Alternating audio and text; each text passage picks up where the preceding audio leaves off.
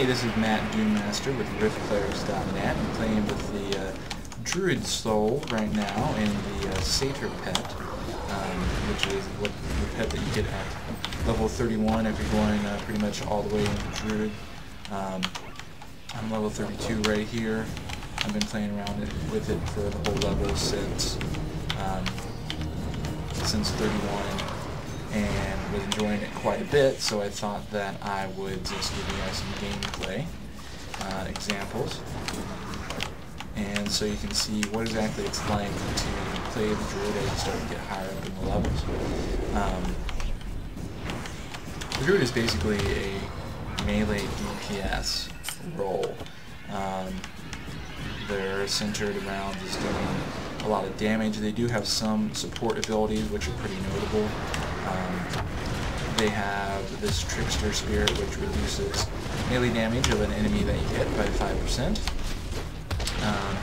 They have some healing capability. Well, it's just one instant heal, really, but it can be handy if you're in a bind. They also have Roots, a Slumber spell, which will just put an opponent to sleep, make them for about 8 seconds, I believe, is the default.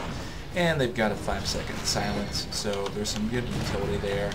Also, that is good for PvP combat. I am playing on a PvP server right now, so I don't think we're in too much of a risk of getting ganks over here, but that's always a possibility.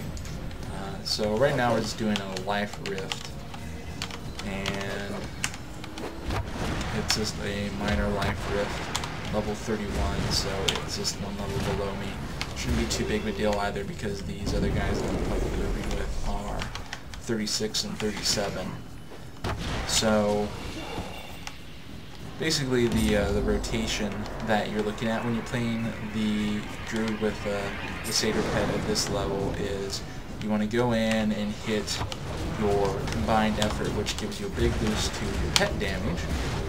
And then you do Eruption of Life, which is it's sort of a debuff. You place it on an opponent, and the next 3 times they are hit, they take additional life damage, and it actually does do a pretty good burst of damage. If you're in a group with that and you put it on an opponent, they'll take a lot of damage really quickly from all the 3 extra hits of life damage, because it only puts 3 stacks on them, so it's not time-based, it's not unlimited. You also, after that, have Bombard. You can throw this in to pull an opponent as well, because it is a ranged attack. It just throws a meteorite at the enemy. It actually does pretty good damage, so it's good to have it in your rotation.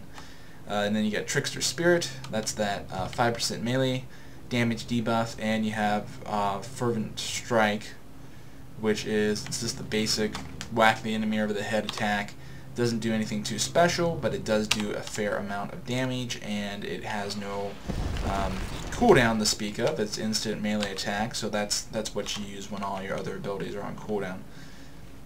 I'm finding that this is really good for DPS at this level.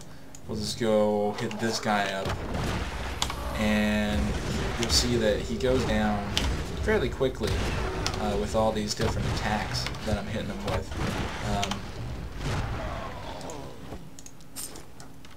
So yeah, he goes down, I don't know, that was probably like 10 seconds, 15 seconds maybe. It's not the best DPS that you'll find in the game, but the Druid, like all the clerics, has a lot of survivability options. Besides the fact that you have 2 very nice heals, I have the Druid heal, which is talented, but it's a 1-point talent, very low in the tree, and I'll show you that here real quick.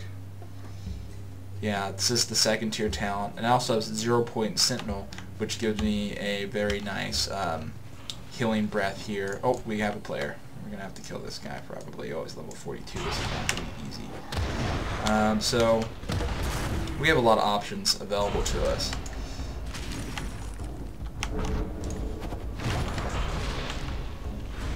I think he's going to run away, and I think I'll let him since he is so high level. Oh, he killed me. which isn't terribly surprising.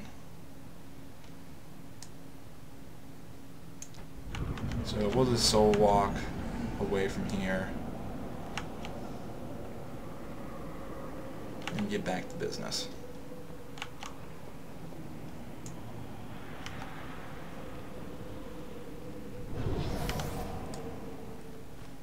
So yeah.